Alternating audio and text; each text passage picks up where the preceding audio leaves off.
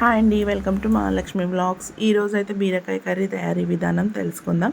ఇందులో పాలు పోసి బీరకాయ కర్రీ చేసామంటే సూపర్ టేస్టీగా వస్తుందండి. మీరు కూడా ట్రై చేయండి, నచ్చుతుందని అనుకుంటున్నాను. లేట్ చేయకుండా వీడియోలోకి వెళ్దాం పదండి. ఎలా రెడీ చేద్దామో చూద్దాం.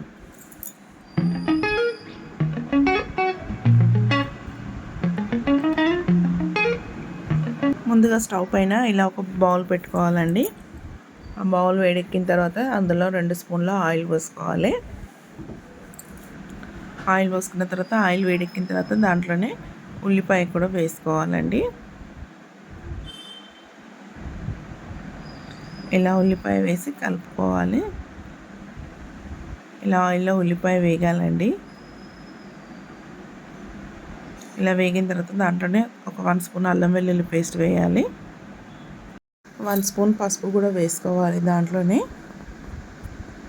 పసుపు కూడా వేసి కలిపి అది వేగిన తర్వాత దాంట్లోనే కడుక్కొని పెట్టుకున్న బీరకాయ ముక్కలు వేసుకోవాలి.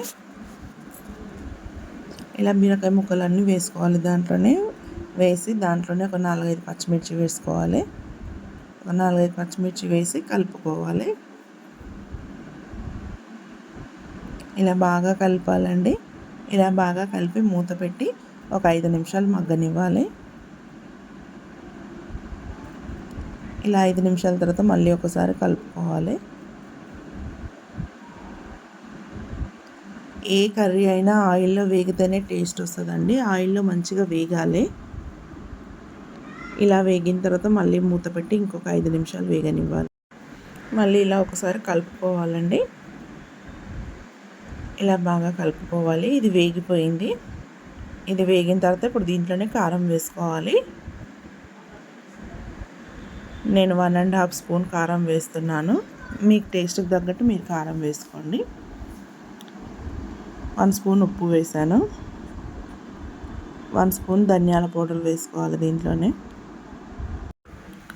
కొత్తిమీర పుదీనా కూడా వేసుకోవాలి. వేసి బాగా కలపాలి. ఇలా మంచిగా కలిపిన తర్వాత ఇలా బాగా కలుపుకోవాలి. కారం అంతా కలిసేలాగా.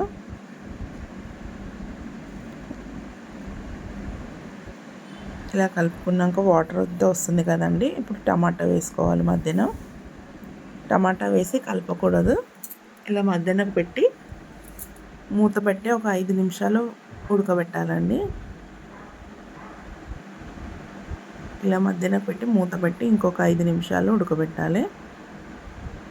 ఇలా ఉడికిన తర్వాత టమాటాని మధ్యనకి స్మాష్ చేయాలి. ఒక్కసారి మొత్తంగా కలపకూడదు. ఇలా మధ్యన స్మాష్ చేసి ఇలా బాగా స్మాష్ చేయాలి. స్మాష్ చేస్తే తొందరగా ఉడుకుతుంది. మళ్ళీ ఒకసారి మూత పెట్టి ఇంకొక 2 నిమిషాలు ఉడకబెడదాం. ఇలా 2 నిమిషాల తర్వాత టమాటా ఉడికిపోయిందండి. ఇలా టమాటా మెత్తగా ఉడికిన తర్వాత ఒకసారి కలుపుకోవాలి. ఇలా మంచిగా కలిపిన తర్వాత ఉడికిపోయిందండి ఇది.